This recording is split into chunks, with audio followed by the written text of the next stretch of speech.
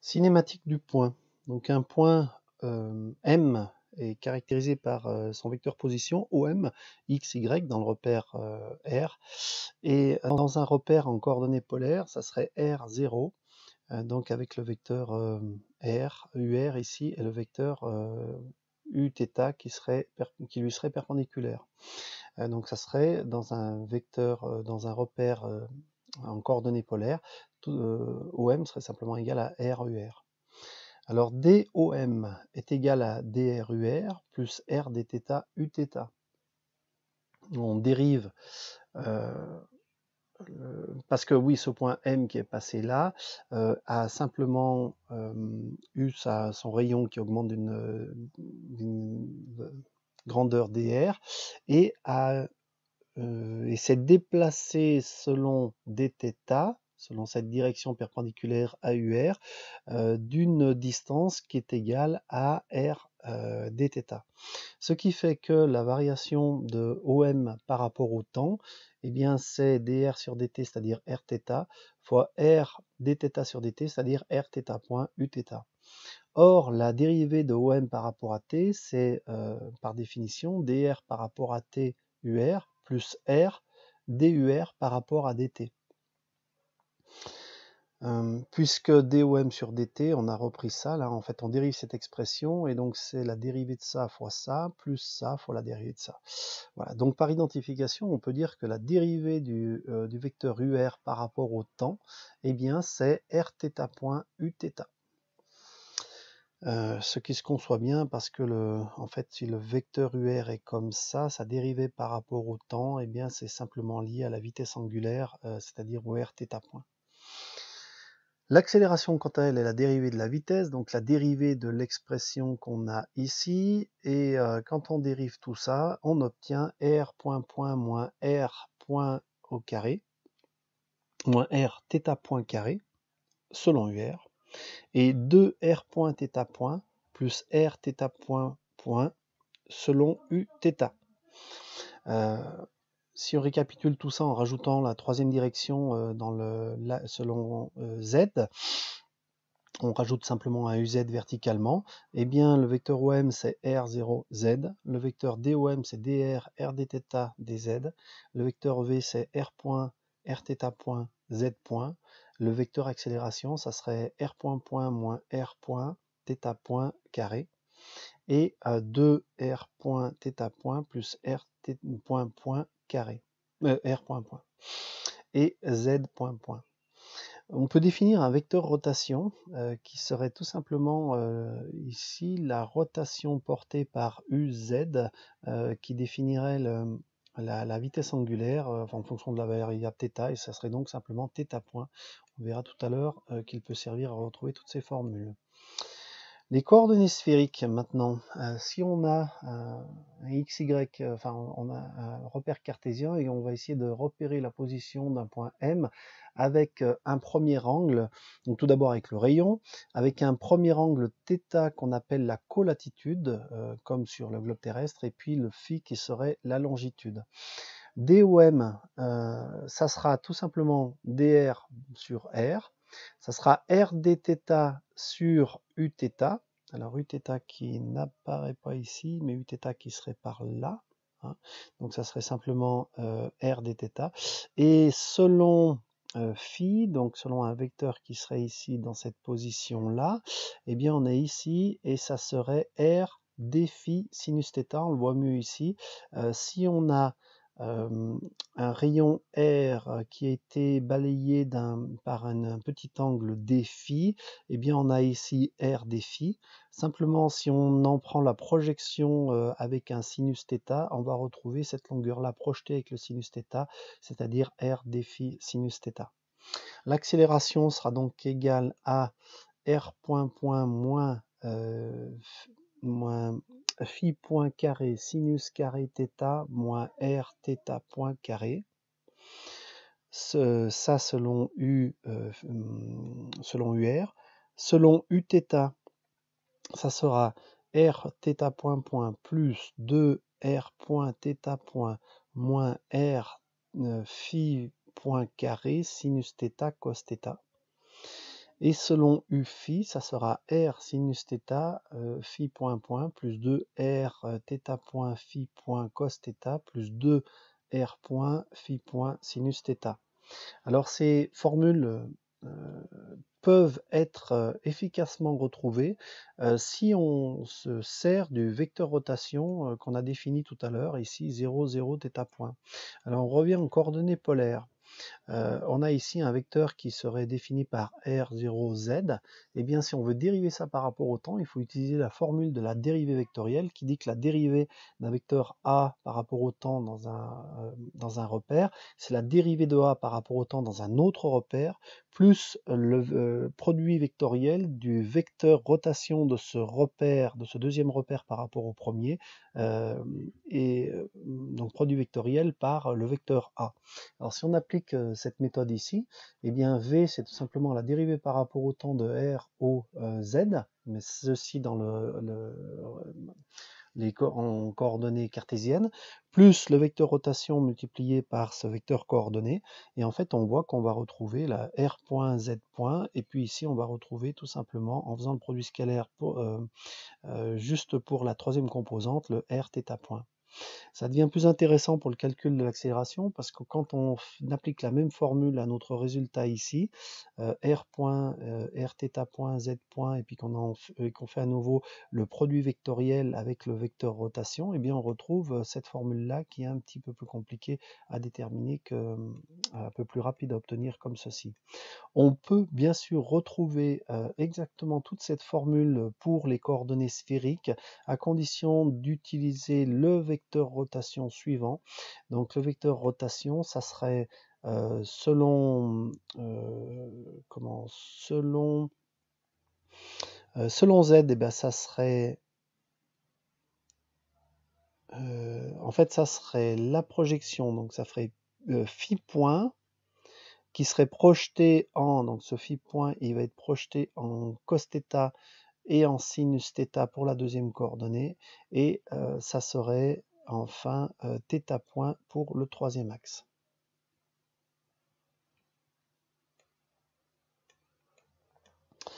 Dynamique newtonienne.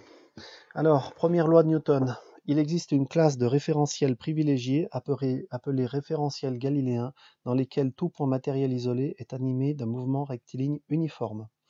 Un solide est appelé isolé s'il n'est soumis à strictement rien, ce qui n'est jamais le cas. On a la plupart du temps plutôt des systèmes pseudo-isolés dans lesquels la somme des forces est égale à 0.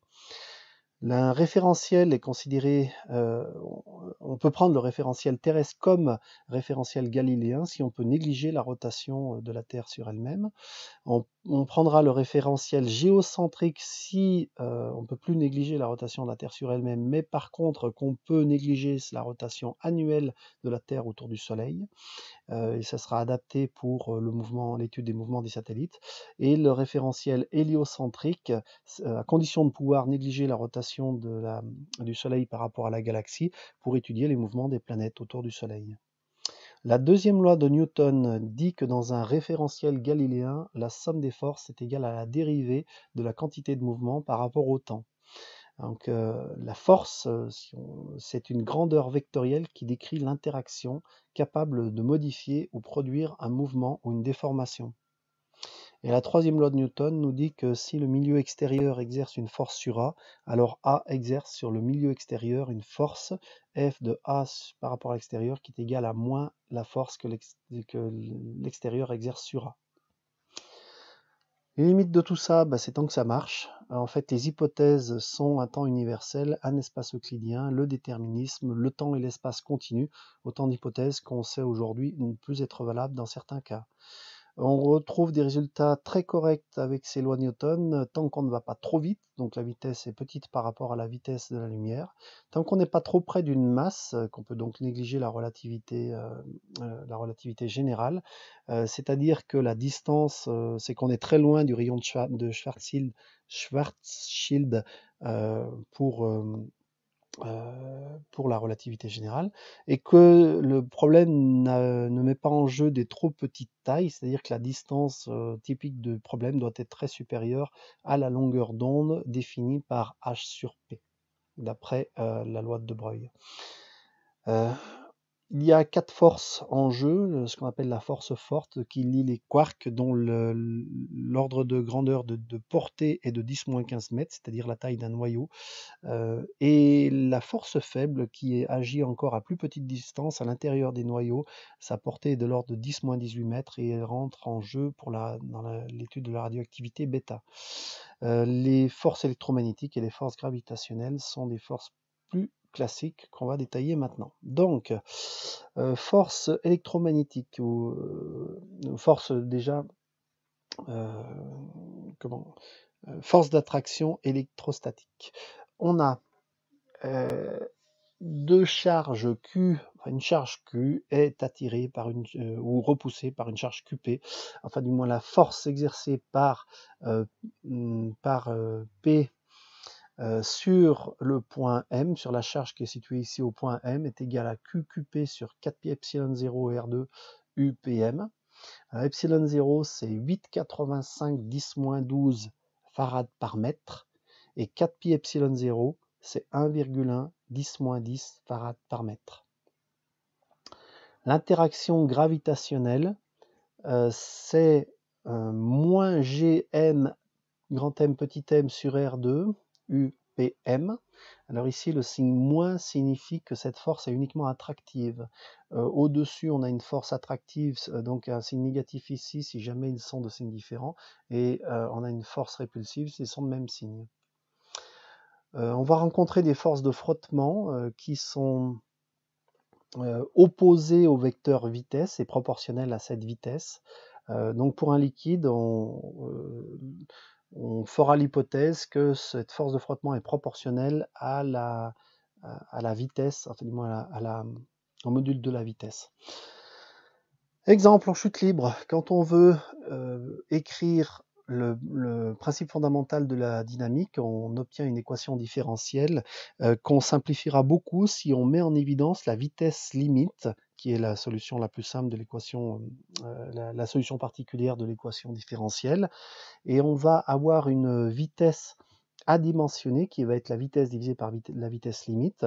On va aussi avoir un terme ici qui va être le décrément logarithmique qui a les dimensions d'un temps, ça va être le temps caractéristique, et on va prendre un temps adimensionné qui va être égal à t sur tau. Et bien dans ce cas-là, on a une vitesse qui est égale à 1 moins E, enfin V étoile qui est égale à 1 moins E moins T étoile, le tout étant adimensionné. Pour une vitesse plus grande et donc des interactions plus complexes entre le fluide et le mouvement et le solide qui se déplace dedans, ou pour un gaz, on pourra prendre une force de frottement qui est proportionnelle à la vitesse au carré. Dans ce cas-là, quand on écrit l'équation différentielle, on arrive à mv point plus kv2 égale à mg. C'est une équation différentielle non linéaire. La vitesse limite peut s'estimer facilement à racine de mg sur k. Mais par contre, pour résoudre cette équation différentielle, il faut passer par une séparation de variables. Donc on réécrit l'équation sous la forme 1 sur g dv sur dt égale 1 moins v sur vl carré, donc en faisant apparaître ici une vitesse adimensionnée, ce qui permet d'écrire dv étoile sur 1 moins v étoile carré égale dt carré. En intégrant cette relation, en ayant séparé les variables, on peut intégrer la relation de la vitesse initiale adimensionnée jusqu'à la vitesse au temps t adimensionnée. Et cette intégration nous permet d'arriver à une expression de vitesse qui dépend de la tangente hyperbolique du temps adimensionné. D'une manière générale, la méthode de résolution des problèmes en mécanique, c'est de définir le système, de définir exactement le référentiel qu'on adopte, donc Thérèse, galiléen, de dire que le référentiel est galiléen, de faire le bilan des forces qui s'exercent sur l'objet, enfin de choisir un repère qui peut être un repère cartésien ou un repère polaire, un repère cylindrique, en coordonnées cylindriques ou en coordonnées sphériques, ça dépend de la symétrie du problème, de mettre tout ça en équation et de résoudre. Prenons l'exemple du pendule simple. Ici, on a simplement le principe fondamental de la dynamique ou la loi du centre de gravité. Qu'on projette en x et en y, ça nous donne ces deux équations différentielles qui permettent d'écrire que donc Lθ point qui permettent d'écrire que oméga 0, donc la pulsation propre du système, c'est racine de G sur L. Donc on a une équation différentielle qui s'écrit θ point plus oméga 0 carré sinus θ égale 0. On reconnaît ici presque l'équation de l'oscillateur harmonique, mais on a cette fonction sinus. Et bien si l'angle est suffisamment petit, quand on aura des angles inférieurs à 0,4 radians, mais ce qui est déjà assez grand, eh bien on va pouvoir assimiler le sinus l'angle à son sinus et donc obtenir finalement l'équation de l'oscillateur harmonique qu'on peut résoudre et qui nous permet d'obtenir une période d'oscillation du pendule qui est égale à 2π racine de L sur G.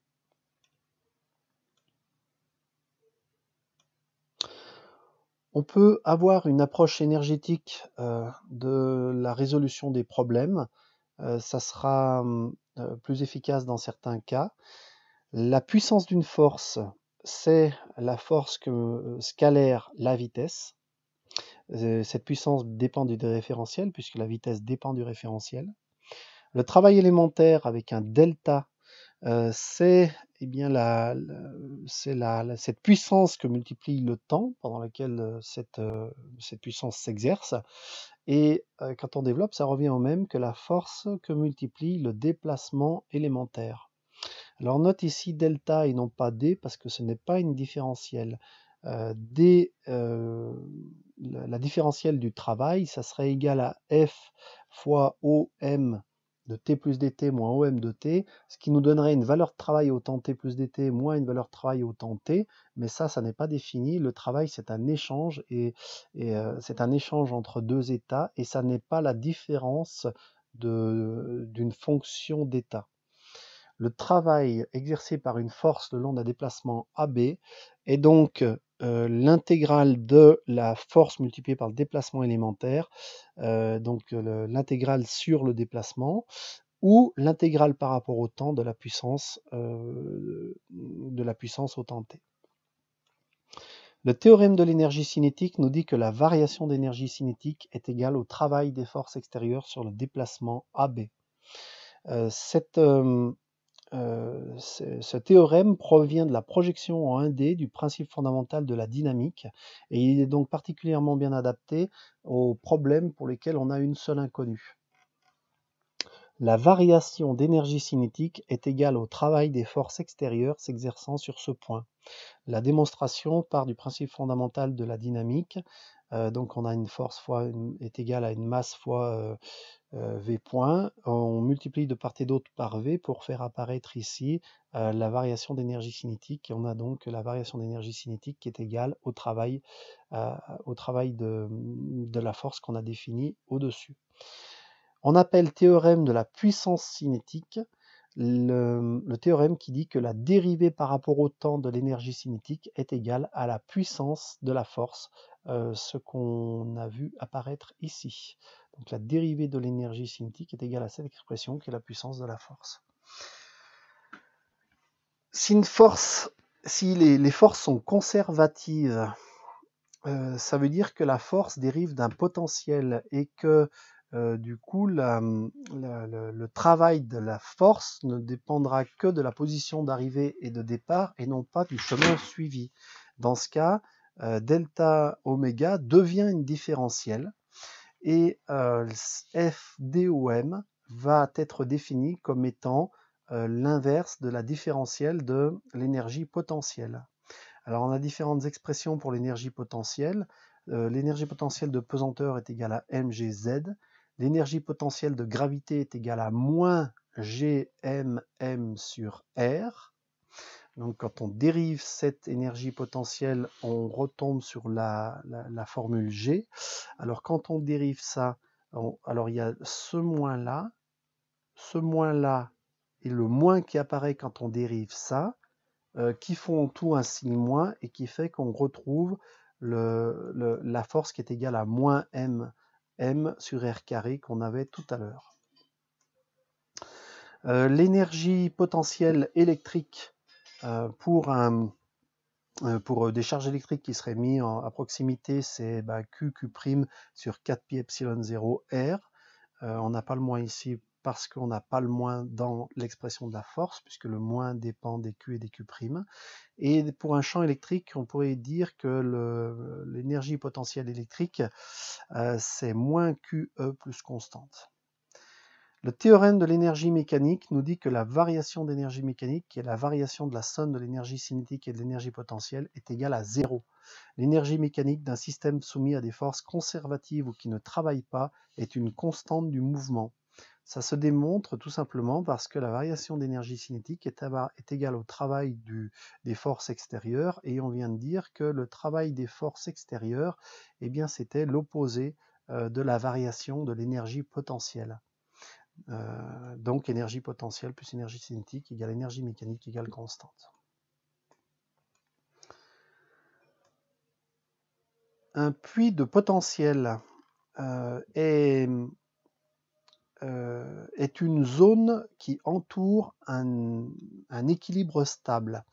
Alors ici, on imaginerait facilement le fond de cette courbe d'énergie potentielle signifie un équilibre stable. Si on avait une courbe d'énergie potentielle qui fasse une bosse dans l'autre sens, ça serait un équilibre aussi, mais instable. Alors si l'énergie, si on trace ici la courbe de l'énergie potentielle au cours du temps et qu'on reporte sur cette courbe une droite qui représenterait le niveau d'énergie mécanique, donc l'énergie mécanique devant être égale à l'énergie potentielle plus énergie cinétique. Eh bien, on voit déjà qu'il y a toute une zone ici qui est impossible. Enfin, si E est inférieur à E0, ben en fait, aucun mouvement n'est possible. C'est une situation impossible parce que la particule n'a même pas assez d'énergie pour être ici. Si son énergie mécanique est exactement égale à E0, eh bien elle est ici, mais elle ne peut pas aller plus haut, c'est un équilibre strict. Si son énergie est supérieure à E0 et elle est inférieure à une valeur ici qui marquerait énergie à l'infini, l'énergie potentielle à l'infini, à ce moment-là, on a un état lié. Donc il y aurait une oscillation avec le solide qui partirait d'une énergie potentielle maxi à une énergie potentielle minimum, mais qui correspondrait à une énergie cinétique maximale, etc., etc. Et donc on aurait une oscillation autour de ce point d'équilibre. Par contre, si l'énergie mécanique est supérieure ici à cette valeur maxi, eh bien on aurait forcément une perte de même si on s'approchait ici, donc on est limité, on arrive dans la zone impossible, mais de l'autre côté ici, il n'y a rien qui pourrait arrêter le solide, donc en fait il repartirait à l'infini et l'état est non lié. L'équilibre est stable si la dérivée seconde de l'énergie potentielle est positive, c'est-à-dire si ça fait une cuvette orientée vers le haut, et instable si ça fait une cuvette orientée vers le bas, c'est-à-dire la dérivée seconde de l'énergie potentielle négative. Prenons l'exemple du ressort de l'oscillateur harmonique défini ici par un ressort et une énergie potentielle qui est égale à 1,5 de kx2, une énergie cinétique 1,5 de mv2. L'énergie mécanique serait définie par la position d'équilibre maximale, c'est-à-dire si on s'éloigne de la position d'équilibre de x max, eh bien à ce moment-là EC est égal à 0 et EM est égal à EC dans cette position, c'est-à-dire l'énergie potentielle dans cette position, c'est-à-dire 1,5 de kx max carré. L'énergie mécanique étant égale à l'énergie cinétique plus l'énergie potentielle, on arrive, après remplacement des valeurs, à x sur xm carré plus x point sur oméga 0 xm, le tout au carré, est égal à 1. Cela nous permet de tracer ici ce qu'on appelle un portrait de phase, où on retrouve la valeur x max, pour laquelle la vitesse est nulle, et on retrouve ici une vitesse nulle, pour laquelle la position est égale à 0. Et donc c'est le tracé de l'ellipse qui provient de cette équation. La période serait dans ce cas-là égale à 2pi oméga 0 et ne dépend pas de x. On aurait un isochronisme des oscillations. Si on a un puits de potentiel quelconque, eh bien pour de petites oscillations, on pourrait se ramener à ce cas-là, puisqu'ici on a en fait une parabole, et il suffirait d'approximer la forme du puits de potentiel à une parabole. Cette approximation serait valable pour de petites oscillations. Un portrait de phase pourrait être tracé aussi pour un autre puits de potentiel ici, où on imagine tout simplement, ça serait une planète qui pourrait être ici par exemple, et puis donc elle exerce autour d'elle, il y a une énergie potentielle auquel va être soumis un solide qui passerait à sa proximité, mais tout simplement, au-delà d'une certaine limite, on ne serait plus soumis à cette planète. Donc, si jamais on peut avoir plusieurs cas de figure.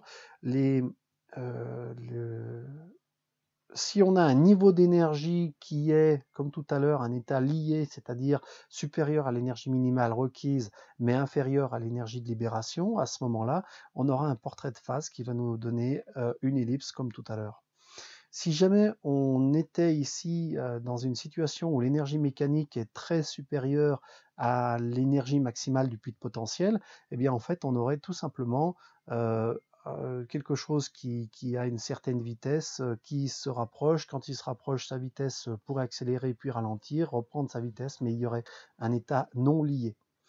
À la limite entre les deux, on pourrait imaginer ici en fait une situation asymptotique où on aurait quasiment la parabole, et puis en fait l'objet irait se perdre très très loin en allant de plus en plus loin, mais à une vitesse quasiment nulle, et qui reviendrait en sens inverse de manière symétrique. Si on prend maintenant un puits de potentiel avec frottement, eh bien dans ce cas-là, la dérivée de l'énergie mécanique par rapport au temps est égale à la puissance des forces non conservatives, c'est-à-dire moins lambda x point carré. On a une équation différentielle qui est un oscillateur amorti, avec x point point plus x sur m point plus k sur m x égale 0, qu'on compare avec la forme canonique, x point point plus oméga 0 sur q x point plus oméga 0 carré x égale 0, ce qui par identification nous permet de dire que oméga 0 égale racine de k sur m, que q, le facteur de qualité, est égal à racine de km sur lambda. Si on a un discriminant, donc on fait l'équation caractéristique, si on a un discriminant négatif, eh bien on va avoir un régime pseudo-périodique avec une solution du type x égale xm exponentielle de moins lambda t cosinus oméga t plus phi. Si le facteur de qualité est supérieur à 3, eh bien on va pouvoir généralement observer Q plus 1 oscillation, typiquement. Si le discriminant est nul, à ce moment-là, on a une double racine qui nous permet de trouver une solution du genre at plus b exponentielle de moins oméga t 0, moins oméga 0 t, et c'est le régime critique. Et enfin, si on a un discriminant qui est positif, on a une solution du type x égale a1 exponentielle r1t plus a2 exponentielle r2t, et on a un régime critique. Non, pas critique, un régime, je ne sais plus. Je ne sais plus. Pour résumer, si le discriminant est négatif, ça correspond à un facteur de qualité supérieur à 1,5. Un discriminant nul correspond à un facteur de qualité de 1,5, et un discriminant positif correspond à un facteur de qualité inférieur à 1,5. Donc ce facteur de qualité doit être supérieur à 1,5 pour avoir un discriminant négatif, ce qui nous donne en fait le régime pseudo-périodique. Oui, et tout à l'heure ici on a le régime qu'on appelle apériodique, qui ne montre aucune périodicité. Des particules chargées vont avoir un mouvement en étant soumis à une force électromagnétique qui est F égale QE plus V vectoriel B. La règle des trois doigts de la main droite nous dit que QV sur le pouce vectoriel B sur l'index va nous donner F sur le majeur. La charge électrique élémentaire, c'est 1,6 10-19 coulombs. Le champ électrique s'exprime en volts par mètre, les volts par mètre correspondent à des joules par seconde divisé par des ampères mètres, qui reviennent à des kilogrammes ampères mètre seconde moins 3. Typiquement, 1000 volts par millimètre correspond à la tension de claquage d'une étincelle dans l'air. Le champ B s'exprime en Tesla, qui revient à des newtons par coulomb multiplié par des secondes par mètre, ce qui revient à des kilogrammes seconde moins 2 ampères moins 1. Un aimant exerce un champ magnétique autour de lui typique de 0,1 Tesla, le champ magnétique de la Terre étant de l'ordre de 50 microtesla. Le champ électrique E va faire une force F égale QE, ce qui signifie un travail élémentaire QE-DOM, c'est-à-dire moins QE-DX, si on a juste une direction X considérée dans la direction du champ électrique. Et ça, ce travail, c'est moins la différence d'énergie potentielle, ce qui nous permet de trouver l'expression d'énergie potentielle pour un champ électrique, c'est moins QEX plus constante. Pour un champ magnétique, si on a ici un champ magnétique qui vient vers nous et qu'on applique la règle de la main droite, on voit que pour une vitesse QV qui va vers ici, eh bien, on va être soumis à une force là qui va faire tourner une particule chargée. On a un mouvement circulaire uniforme et la vitesse va être égale à QER sur M. Cette vitesse peut facilement être déterminée en équilibrant la force centrifuge et l'accélération. La pulsation synchrotron, eh ben c'est 2π sur T qu'on peut retrouver avec ça, et on trouve QB sur M. Thomson a fait dévier, dans l'expérience de Thomson, on fait dévier des charges en les faisant passer par un champ E sur une distance petit a, et ensuite on prolonge sur une distance L la déviation jusqu'à ce qu'ici on vienne l'impact de la particule soit une distance d de l'origine. La vitesse acquise en Y est égale à QET sur M. En fait, ici, le QE, c'est la force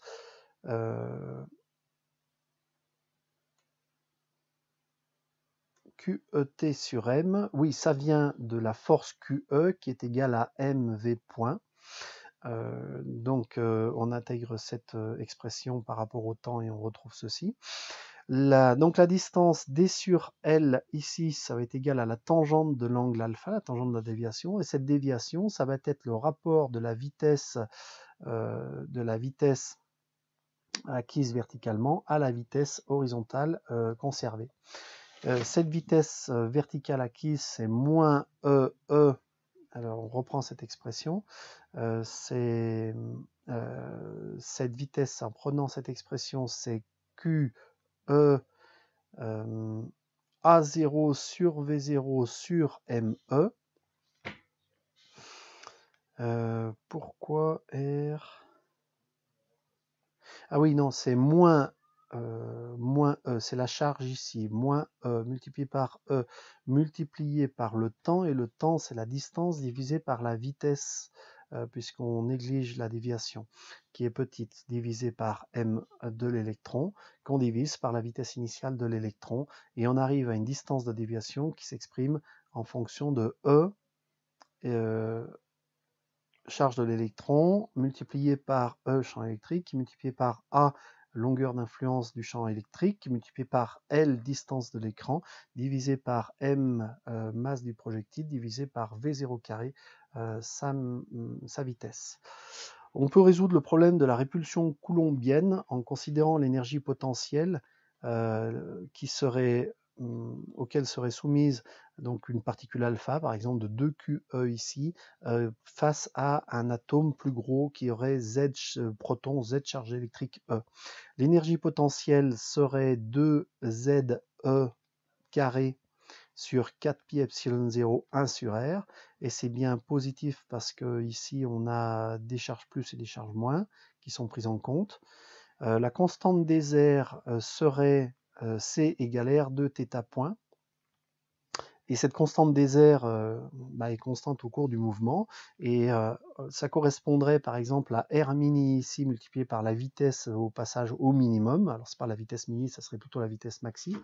Et qui correspond à B, la distance reportée ici, multipliée par la vitesse initiale.